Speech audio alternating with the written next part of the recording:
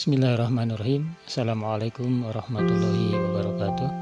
Alhamdulillah, di kesempatan kali ini kita bisa berjumpa kembali, dan seperti biasa kita akan berbincang mengenai keilmuan. Insya Allah ini tentang seri Bina Remaja ya. Dan sebagaimana ada permintaan untuk membahas mengenai pembinaan remaja secara berseri, dan insya Allah kita akan mulai dari sini tentang sebuah materi yang bisa digunakan untuk pembinaan para generasi muda. Dan tema sekarang adalah tentang pentingnya ngaji. Marilah sahabat muda, kita ikuti pembahasan mengenai pentingnya ngaji.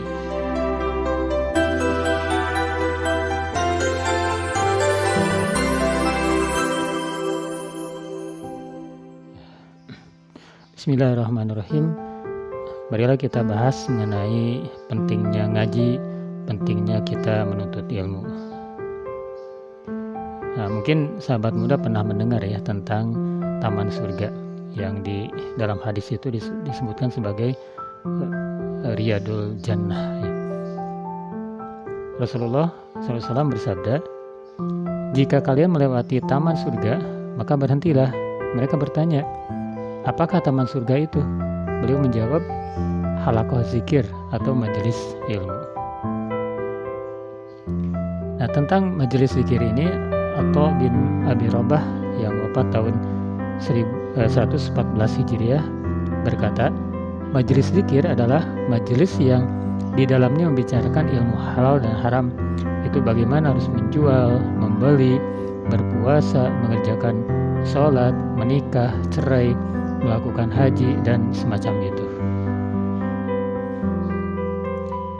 Nah, bagi umat Islam, belajar itu bukan untuk hanya belajar, tetapi belajar itu adalah untuk beramal.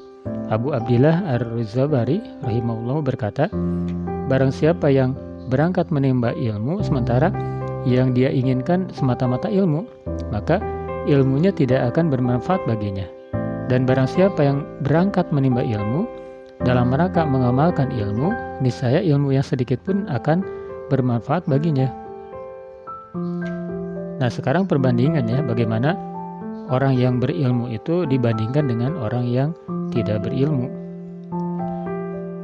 Nah, ini dalam surat Az-Zumar ayat 9 Allah SWT berfirman yang artinya, katakanlah, adakah sama orang yang mengetahui dengan orang yang tidak mengetahui? Sesungguhnya orang yang berakallah yang dapat menerima pelajaran. Kemudian ahli ilmu itu akan mampu membedakan banyak hal. Misal, yang satu bisa membedakan mana yang wajib, mana yang sunnah, kemudian mana yang mubah, mana yang makruh, mana yang halal, mana yang haram, mana yang baik, mana yang buruk, mana yang benar, mana yang salah, mana yang kekal, mana yang fana, mana yang penting, mana yang tidak, dan mana yang banyak pahalanya, mana yang sedikit pahalanya, dan juga bisa membedakan mana jalan ke surga dan mana jalan ke neraka. Nah, sekarang kita akan bahas mengenai keutamaan ngaji atau menuntut ilmu. Satu, merupakan kewajiban agama. Yang kedua, diberitahu jalan ke surga.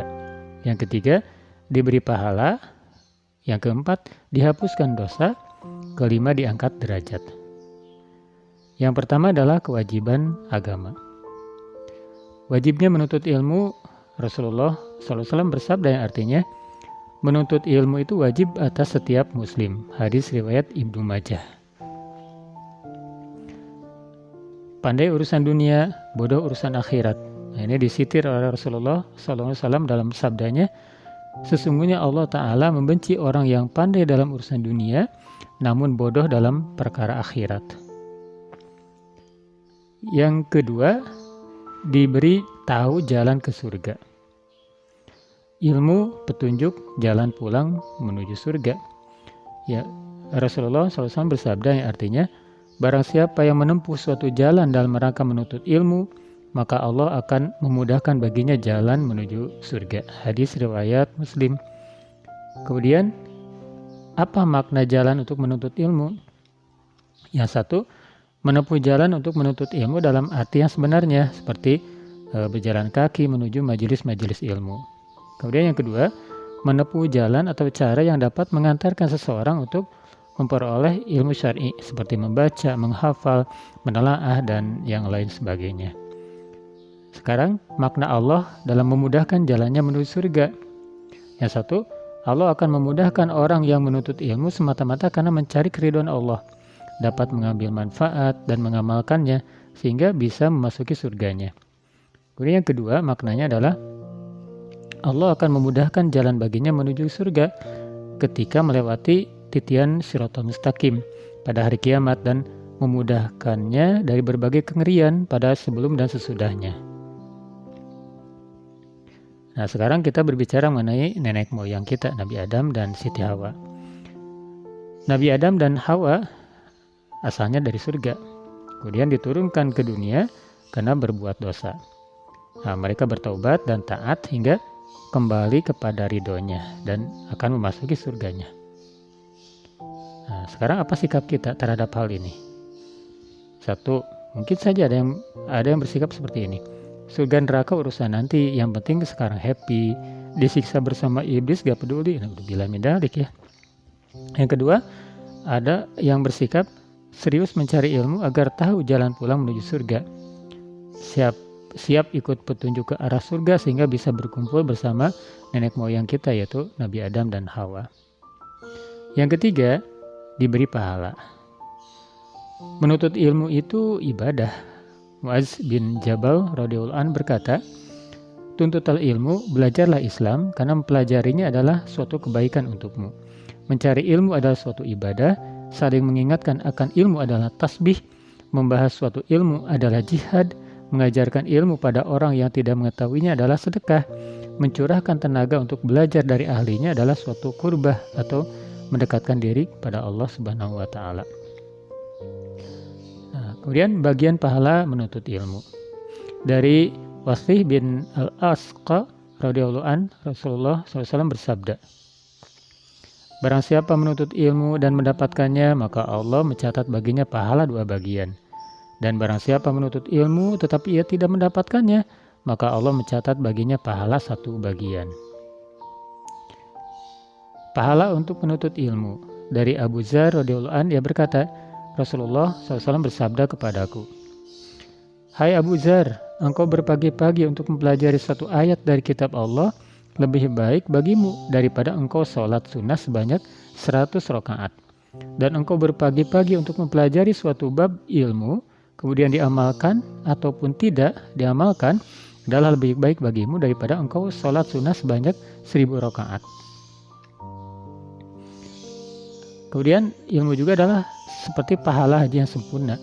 Dari Abu Umamah radhiyallahu an, Nabi SAW bersabda, "Siapa yang berangkat ke masjid yang ia inginkan hanyalah untuk belajar kebaikan atau mengajarkan kebaikan, ia akan mendapatkan pahala haji yang sempurna hajinya." Kemudian seperti berjihad di jalan Allah Ta'ala. Barang siapa yang memasuki masjid kami ini, Masjid Nabawi, dengan tujuan untuk mempelajari kebaikan atau mengajarkannya, dia ibarat seorang yang berjihad di jalan Allah. Pahala orang yang berilmu itu lebih besar. Ali bin Abi Thalib radhiyallahu anhu pernah berkata, seorang alim mendapat ganjaran pahala yang lebih besar daripada orang yang melakukan puasa, sholat, dan berjihad di jalan Allah. Yang keempat, dihapus dosa. Dosa-dosa kecil akan diampuni. Nabi SAW bersabda, siapa yang berpindah baik dengan berjalan kaki atau naik kendaraan untuk mempelajari ilmu, syariat, atau agama, maka ia akan diampuni dosa-dosa kecilnya yang telah lalu, sebelum ia akan melangkah dari tempatnya jika ia berniat karena Allah Ta'ala. Dimintakan ampun oleh seluruh makhluk, Masya Allah. Nabi SAW bersabda, setiap sesuatu yang di dunia ini akan memintakan pengampunan kepada Allah SWT untuk para pencari ilmu, hingga ikan di laut pun ikut memintakan pengampunan baginya. Kemudian dimintakan ampun oleh penghuni langit dan bumi. Dan sesungguhnya orang yang berilmu benar-benar dimintakan ampun oleh penghuni langit dan bumi, bahkan oleh ikan-ikan yang berada di dalam air. Yang kelima, diangkat derajat. Ibnu Abza, bekas budak pemimpin Mekah. Nafi bin Abdul Haris pernah bertemu dengan Umar bin Umar bin Khattab radhiyallahu an di Isfan, nama sebuah tempat. Ketika itu Umar radhiyallahu an mengangkatnya sebagai gubernur Mekah. Umar pun berkata kepadanya, "Siapakah orang yang kamu serahi urusan untuk memimpin penduduk lembah itu?"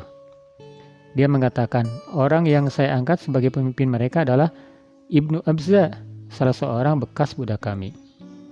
Maka Umar mengatakan, "Apakah kamu mengangkat seorang bekas budak untuk memimpin mereka?" Dia pun menjawab, "Wahai Amirul Mukminin, sesungguhnya dia adalah orang yang pandai memahami kitabullah, mendalami ilmu waris, dan juga seorang hakim." Allah mengangkat derajat orang yang berilmu. Umar radhiyallahu an berkata, "Sesungguhnya Nabi kalian itu bersabda, sesungguhnya Allah mengangkat derajat seseorang dengan kitab ini, Al-Quran, dan merendahkan yang lain dengan kitab ini." Orang cacat menjadi hakim. Pernah ada seorang yang lehernya cacat sehingga dia selalu menjadi bahan ejekan orang-orang di sekitarnya. Kemudian ibunya berkata kepadanya, "Hendaklah engkau menuntut ilmu, niscaya Allah akan mengangkat derajatmu." Lalu orang tersebut menuntut ilmu syar'i sampai dia menjadi seorang yang alim, pandai, sehingga dia diangkat menjadi hakim di Mekah selama 20 tahun. Dan jika ada seseorang yang memiliki perkara duduk di hadapannya, gemetarlah seluruh tubuhnya sampai dia berdiri. Allah mengangkat derajat orang berilmu. Allah di dalam surat Al-Mujadalah ayat 11, Allah berfirman yang artinya Allah akan meninggikan orang-orang yang beriman di antaramu dan orang-orang yang diberi ilmu pengetahuan beberapa derajat. Allah mengangkat derajat orang berilmu. Imam Syaukani rahimahullah menjelaskan bahwa dalam firman tersebut mencakup pengangkatan derajat di dunia dan di akhirat. Sedangkan dalam firman-Nya, maksudnya Allah mengangkat derajat orang-orang yang diberi ilmu dengan beberapa derajat yang tinggi dan kedudukan mulia di dunia serta pahala di akhirat. Maka barang siapa menggabungkan iman dan ilmu, niscaya Allah akan mengangkatnya beberapa derajat dengan imannya dan mengangkat pula beberapa derajat dengan ilmunya. Dengan demikian, semua pengangkatan derajat tersebut terkumpul dalam majelis ilmu. Jadi, sahabatku, keutamaan ngaji ini bisa kita simpulkan. Yang pertama, sebagai kewajiban agama. Yang kedua, diberitahu jalan ke surga. Kemudian yang ketiga, diberi pahala. Yang keempat, dihapuskan dosa. Yang kelima, diangkat derajat. Nah, bagaimana? Sudah paham mengapa kita harus ngaji? Mengapa kita harus menuntut ilmu syar'i? Wallahu alam. Assalamualaikum warahmatullahi wabarakatuh.